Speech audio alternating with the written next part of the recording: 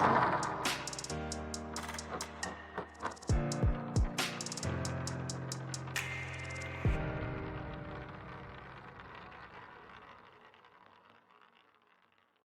everyone, I am CA Vibhuti Narang. Welcome to our channel VN Practical Destination.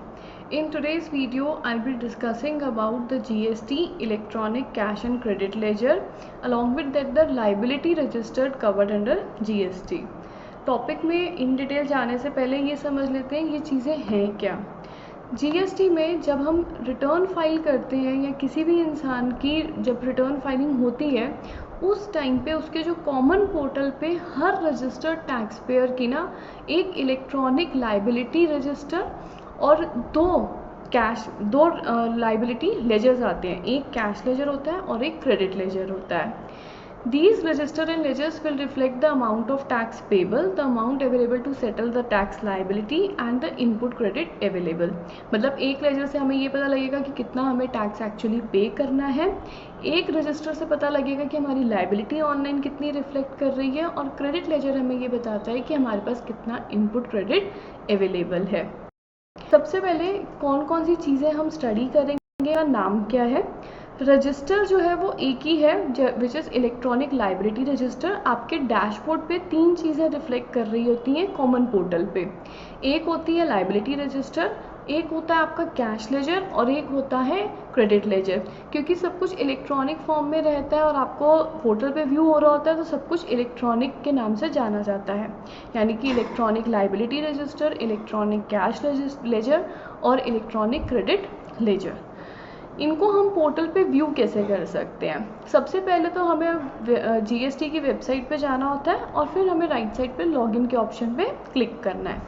Login करने के बाद जो भी यूज़र नेम, पासवर्ड और जो करेक्टर्स होते हैं वो देने के बाद आपका लॉगिन हो जाएगा पोर्टल पे। उस पोर्टल पे जाने के बाद सर्विसेज के टैब में लेजर्स के अंदर आपको ये तीनों व्यू हो जाएंगे जिनका मैं भी डिस्कस करने वाली हूँ। एक कैश लेजर, एक क्रेडिट लेजर और एक लाइबिलिटी रजिस्टर। तो इनको हम अब एक एक को जब क्लिक करेंगे तो हमें इन डिटेल क्या मिलेगा वो समझना है। बिफोर वी प्रोसीड मैंने एक सिंपल एग्जाम्पल लिया है जिसमें आपके पास CGST है, SGST है, IGST है। आउटपुट आ रहा है मतलब जो हमें GST पे करना है ऑन सेल्स वो आ रहा है हमारा CGST और SGST में 1000 रुपीज़ और IGST में आ रहा है 1500 रुपीज़। अगर मैं इनपुट की बात करूं तो वो आ रहा है CGST और SGST में 600 और IGST में आ रहा है 700। अगर पेबल देखा जाए क्योंकि आउटपुट इनपुट से ज़्यादा है तो पेबल आ रहा है 400 एंड 800। अब हम ये देखेंगे कि ये किस तरीके से इन लेजर्स या रजिस्टर्स में रिफ्लेक्ट करता है। सबसे पहले हम समझेंगे कैश लेजर को। अब कैश लेजर क्या होता है, जो भी हम डिपॉजिट करते हैं टैक्स, इंटरेस्ट, पेनल्टी, फीस, किसी भी टाइप का अमाउंट जो हमें कैश मीडियम में टू द जीएसटी डिपार्टमेंट पे करना होता है और ये अलग अलग बाइफरकेटेड होगा, मतलब CGST का हेड अलग, SGST का अलग, IGST का अलग और UTGST और सेस का अलग से। ये मेंटेन रहेगा आपका पेमेंट फॉर्म PMT 05 में। और ऑनलाइन जब हम चालान पे करते हैं GST का ऑनलाइन चालान कैसे पे होता है इस पर मैंने एक वीडियो बनाई है, उसका मैं लिंक डिस्क्रिप्शन बॉक्स में और आई बटन पर भी दे दूंगी। बट वो चालान बनाने के लिए मतलब इलेक्ट्रॉनिक कैश लेजर में इस अमाउंट को रिफ्लेक्ट करने के लिए, चालान पेमेंट करने के लिए हमें फॉर्म भरना होता है PMT 06। अब ये किस तरीके से पोर्टल पे दिखता है। पोर्टल पे जब आप उस इलेक्ट्रॉनिक कैश लेजर को ओपन करोगे ना तो अब देखो हमारे पास कैसे आ रहा है। फर्स्ट हमारे पास क्या आ रहा है, IGST। मेरे एग्जाम्पल में IGST पेबल कितना आ रहा था 800 रुपीज़ और CGST कितना पेबल आ रहा था 400 रुपीज़ और SGST कितना है 400। तो जब ये अमाउंट डिपॉजिट हुए तो हमारे पास इस तरीके से रिफ्लेक्ट हुई और जब ये पे हो गए मतलब इनको हमने यूटिलाइज कर दिया GSTR 3B के थ्रू तो ये आपको डेबिट में इस तरीके से शो करेंगे। नेक्स्ट है इलेक्ट्रॉनिक क्रेडिट लेजर। नाउ इसको ध्यान से देखते हैं। Every claim of ITC, now ITC is input tax credit. तो जो भी claim of ITC self assessed by the tax payer shall be credited to this ledger. मतलब जितना भी हमारा इनपुट आ रहा है या यूटिलाइज करने के बाद जो हमारा कैरीड फॉरवर्ड इनपुट बचेगा, जो हमारा नेक्स्ट मंथ में कैरी फॉरवर्ड होगा, वो हमारे इलेक्ट्रॉनिक क्रेडिट लेजर में जो है रिफ्लेक्ट होगा। The amount available in this ledger may be use for payment towards output tax only. मतलब आप इससे कोई भी तरीके की फीस, इंटरेस्ट या पेनल्टी पे नहीं कर पाओगे। Under no circumstances can an entry be made directly in the electronic credit ledger. तो डायरेक्टली रिफ्लेक्ट नहीं होगी, जब भी आप 3B में इनपुट क्लेम करोगे उसके थ्रू ही क्रेडिट लेजर में आपको जो है वो अमाउंट को रिफ्लेक्ट किया जाएगा।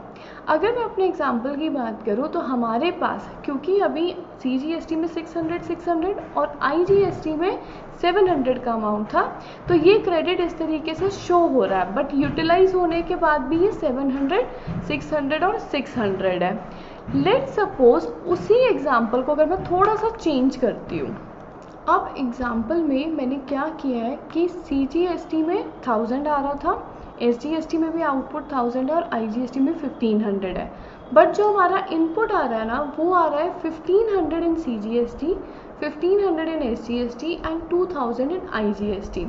तीनों का क्रेडिट आ रहा है हमारे पास 500, 500 और 500।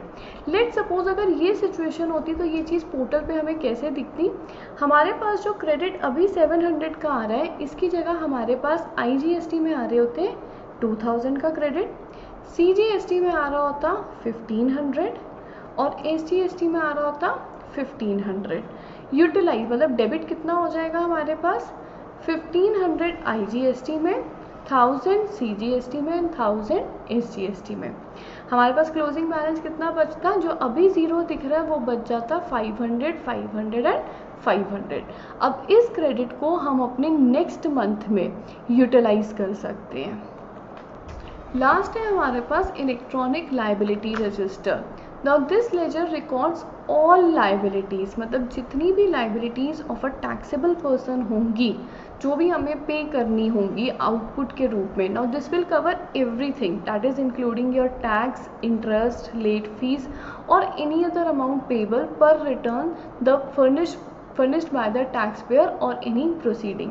मतलब किसी भी तरीके की लाइबिलिटी अगर एक टैक्सेबल पर्सन की आ रही है तो वो आपके इलेक्ट्रॉनिक लाइबिलिटी रजिस्टर पे रिफ्लेक्ट होगी, और वो कैसे यूटिलाइज हुई, मतलब कितना क्रेडिट और कितना कैश उसमें यूटिलाइज हुआ, वो भी आपको इस रजिस्टर में रिफ्लेक्ट होगा।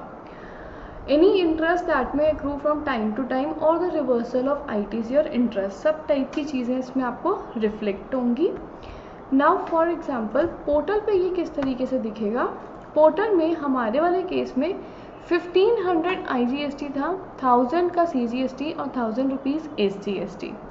क्रेडिट में देखा जाए, देखो कैश में मतलब जितना हमने पे किया, कैश लेजर से हमने कितना यूज़ किया 800, 400 एंड 400, और बैलेंस हमने कहाँ से यूटिलाइज किया, अपने क्रेडिट लेजर से, जो ओरिजिनल एग्जाम्पल था मेरा वो था 700, 600 एंड 600। तो हमारे पास लाइबिलिटी क्लोजिंग बैलेंस कितनी हो गई है, नील।